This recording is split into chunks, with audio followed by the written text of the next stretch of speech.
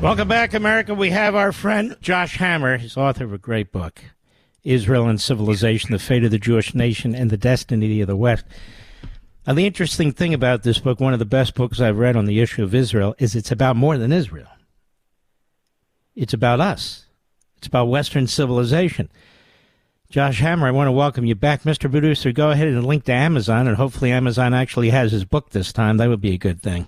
And I understand it does. You order it, and you'll have it in a few days. And so in the context of your book, Josh Hammer, for some reason there's a debate over whether Iran should have nuclear weapons or not. Why the hell would we have a debate over whether Iran should have nuclear weapons or not when he keeps talking about the death to America and funded Hamas's attack on October 7th? What's the debate? It's a great question, Mark, and it's wonderful to rejoin you. Thank you so much, as always, for the incredible support for this book project, Israel and Civilization. You know, our success in selling the book would not be the same today were it not for your tremendous effort. My honor. I'm really just grateful for you. So the Iran question is that is the question right now. And Mark, your Fox News monologue over the weekend was 10 out of 10 sensational stuff. I watched it as soon as the Passover holiday ended. I was totally fixed to my television, so I can only hope to add to what you've already said there. But I will add to what you've already said by telling a little bit of a personal anecdote. So I was speaking about all these issues, Israel, foreign policy, and so forth, at a conference in Washington, D.C. last summer. It was for YAF, Young America's Foundation, one wonderful organization. They have conservative outreach and programming for conservatives on high school campuses, college campuses. So I was speaking about Israel and U.S.-Israel relations for a college conservative leadership conference in the nation's capital.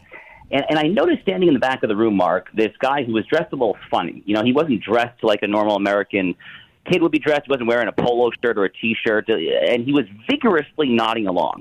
Like his head was like a bobblehead doll, like vigorously up and down to basically my entire cadence, all my words there. And I kind of made a mental note, and I said, I'm going to approach this guy after the talk and figure out what his deal is. So it turns out I actually did not have to approach him because he approached me. So this guy was, I forgot his name, unfortunately, but he was born in Tehran. He was born and raised in Tehran. His family fled when he was around 16, 17 years old. And he told me that he so enthusiastically agreed with my speech and the necessity of U.S.-Israel relations there and the fact that Iran cannot have a nuclear weapon there and just the general evil of the fanatical Islamist malocracy, the Ayatollah regime in Iran there. And he told me that in state school in Iran, he went to their equivalent of public school, from K through 12, their version of the Pledge of Allegiance. So here it's obviously, I pledge allegiance to the flag of the United States.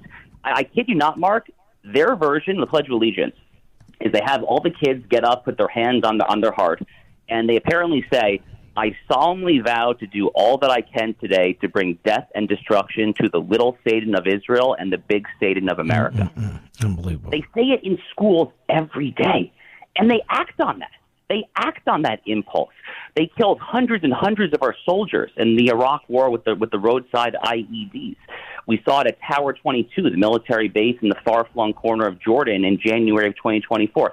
Mark, they've been doing this ever since the hostage crisis that launched the regime back in the Jimmy Carter presidency. So it's evil stuff. You have to be cuckoo for Cocoa Puffs. Like something actually has to be wrong with you if your mentality is that this regime should have a nuclear weapon. And I find those who oppose taking out those nuclear sites, which would probably take 10 or 12 hours with Israel taking the lead. I'm just being honest about it. And not to downplay the violence, it would be very violent, but less violent than a nuclear weapon. I find the response to be mostly sloganeering. And promises that it's manageable. What kind of insanity is that? Well, it's pure virtue signaling, sloganeering. It's by people who you're totally right. It's by people who think that this will be more complicated than it is. And there's a bit of an obfuscation going on here. They're deliberately not calling it honestly, these folks here, because they're making it out to be that the folks like me and you who are committed to Iran not having a nuclear weapon, they're painting us as the folks who want to occupy Iran the same way that the United States had a presence in Iraq and Afghanistan. But no one is saying that. Literally no one. I don't know a single person who was saying that. I literally scratch my head. I could go to my Rolodex on my phone. No one wants this. It's a pure straw man. It's a pure, unadulterated straw man there. There is no one doing that. Literally all we are saying is that Israel can take the lead on this. Iran is a tremendous threat to America, no doubt about that, but they are an existential threat to Israel. So Israel can take the lead on this. All the United States has to do is supply the occasional bunker buster bomb, maybe some midair refueling support there. There are some logistics that would be tremendously helpful if not necessary. But that's it. That's basically it. You do that, you cover for Israel at the United Nations when all the usual jackals at the United Nations, the Arab world, the third world hooligans, when they start crying foul, you cover for them diplomatically there. And that's essentially it, Mark. This is really not World War III or anything like that. Exactly. And Iran's air defenses, as everyone knows, have been weakened. The people of Iran, the vast majority of them, hate this regime. This regime is broke. I mean, but let's look at it the other way, too. Here we've been warned, we in the United States, that these people want to destroy us. As you point out, every morning they talk about it. They swear to it. They take an oath to it. They get nuclear weapons. They perfect those nuclear weapons. The idea that that's manageable. So our generation, we have been warned right now of what these people want to do and what they're trying to achieve in terms of their destructive ability. Would we not be the first generation that I can think of that actually turns our back on the next generation and says, this is your problem? Josh Hammer, the book is Israel and Civilization. It's on all my platforms. You can get it at Amazon.com. I strongly encourage you to grab this book because this book is, it universalizes this argument of what's going on in Israel and so forth and makes it clear that this is a battle for civilization. And you know what, Josh Hammer, you better than I can expand on that. So that's what your book in major part is about. So you go ahead. Well, Mark, we hear so often that Western civilization is at a crossroads, and it's certainly not that I disagree with that. I actually emphatically agree with that. But I'm a lawyer, you're a lawyer. Lawyers like to define terms here, so let's define what we're talking about here. When we say that Western civilization is at a crossroads, what exactly is at a crossroads?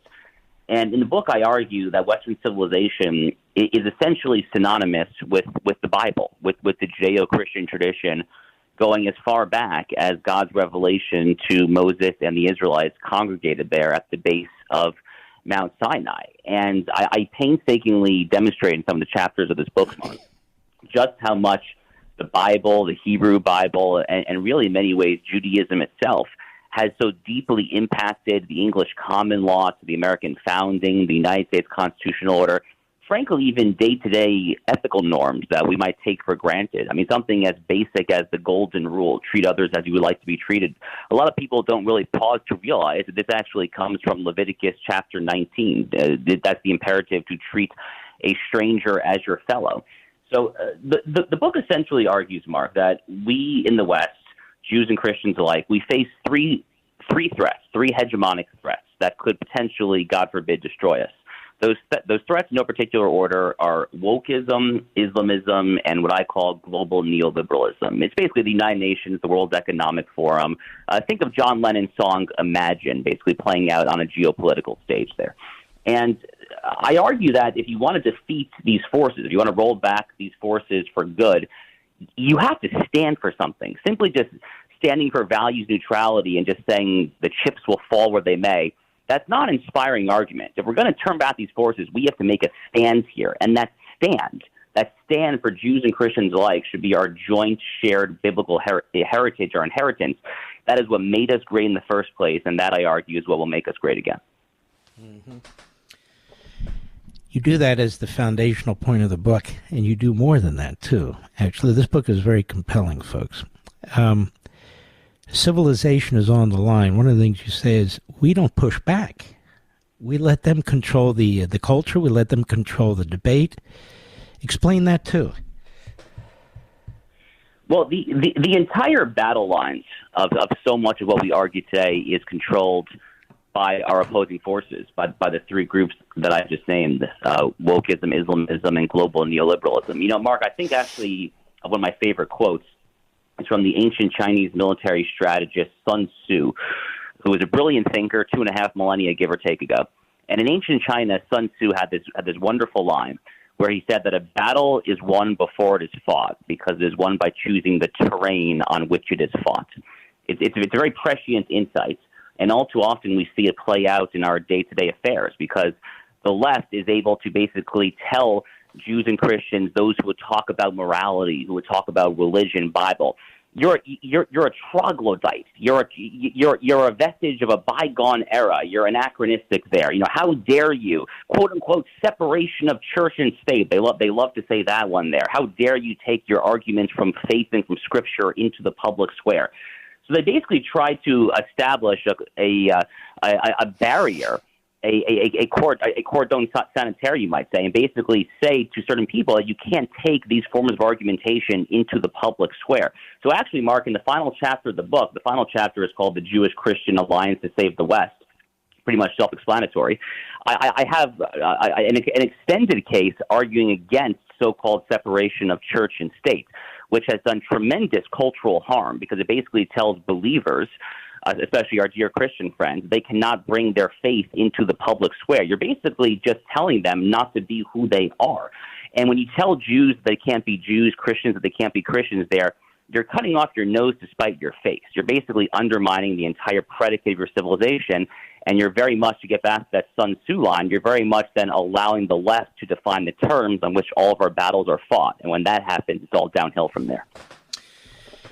I take I take what you say. It's very, very important. I've actually talked about this myself, but the way you focus on it in your book, and where do the ideas from the Declaration come? Where do the ideas from the Constitution come, and so forth and so on? And so when it comes to Islam per se, my friend Zuhdi Jasser and I have talked about this over the years and so forth and so on. That faith, if you will, is stuck.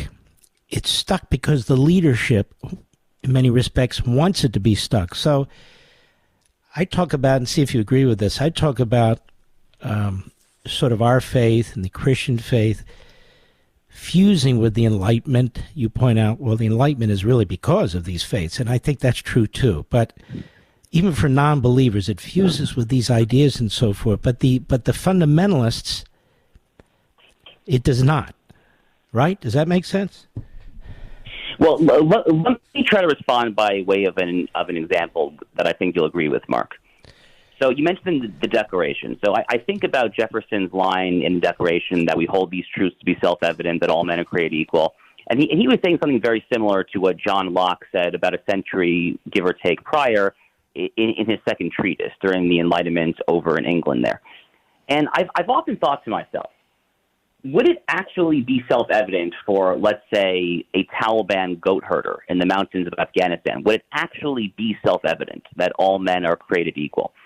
And I conclude that the answer is no, that not every single person around the world could simply close his eyes, tap the old noggin between the ears, and say that all men are created equal. Rather, what allowed people like Jefferson and Locke to say that was the specific context, the cultural and civilizational milieu in which they were thinking and writing here. And that takes us back to what we were saying earlier, Mark, which is that milieu is the Bible. These men are thinking and writing and living and breathing in an overarching civilizational context where biblical values have predominated for thousands and thousands of years.